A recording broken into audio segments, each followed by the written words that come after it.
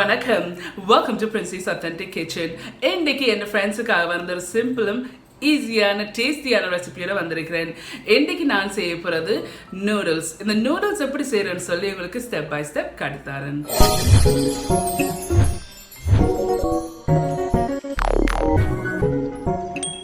ஹீட்டை வந்து மீடியத்துக்கும் ஹையில் வச்சுக்கொண்டு இதில் 2 டேபிள் ஸ்பூன் வெஜிடபிள் ஆயில் இருக்குது.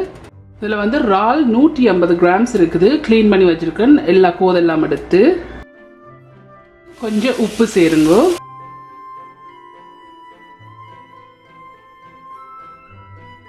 ரெண்டு நிமிஷம் பொரிஞ்சிருக்குது. இப்போ ஒரு சைடில் இதை வச்சுட்டு 150 கிராம் கேரட் வந்து ஜூலியன் பண்ணி வச்சுருக்கிறேன்.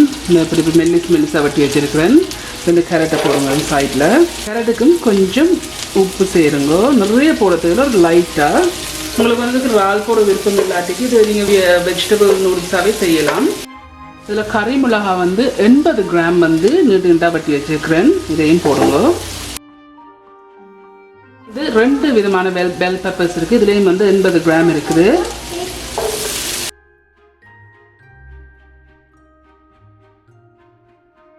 இதை நல்லா மிக்ஸ் பண்ணணும்.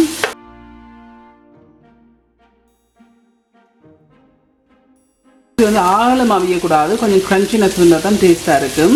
4 உள்ளிக்கல்லும் ஒரு சின்ன பீஸ் இஞ்சியும் 2 பச்சை மிளகாயும் வந்து நல்லா பட்டை இடித்து வச்சுருக்கிறேன். இதையும் போடுங்க.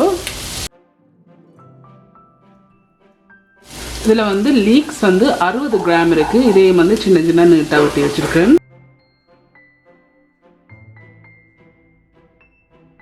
நல்லா மிக்ஸ் பண்ணி போட்டு இப்போ ஒரு மூன்று நிமிஷத்துக்கு பிறகு லீக்ஸ் போட்ட பிறகு நூடுல்ஸ் வந்து அவிச்சு வச்சிருக்கிறேன். இதில் 300 கிராம் நூடுல்ஸ் இருக்குது. இப்போ இந்த நூடுல்ஸையும் இதில் போடுங்க. இது 1 டேபிள் ஸ்பூன் சோயா சாஸ் இருக்குது. உங்களுக்கு குறைய வேணுமெண்டா குறைய விடுங்க. செசமி ஆயில் வந்து 2 டேபிள் ஸ்பூன் இருக்குது. ஸ்ரீலங்காவில் செய்கிற செசமி நல்லெண்ணெய் வந்து சரியான ஸ்ட்ராங்காக இருக்கும். ஸோ அது நீங்கள் சைனீஸ் கடையில் செசமி ஆயில் இருக்கும். அப்படி 2 எடுத்தீங்கன்னு சொன்னால் நல்லம். ஸோ இதில் 2 டேபிள் ஸ்பூன் செசமி ஆயில் இருக்குது. இப்போ இதை நல்லா மிக்ஸ் பண்ணிவிடுங்க. இதில் வெங்காயத்தாள் வந்து 60 கிராம் இருக்குது. இந்த இப்படி வெட்டி வச்சுருக்கேன். 60 கிராம் வெங்காயத்தாள். அடுப்பை வந்து மீடியம் ஹீட்டில் வச்சுக்கொண்டு இதை நல்லா மிக்ஸ் பண்ணுங்க.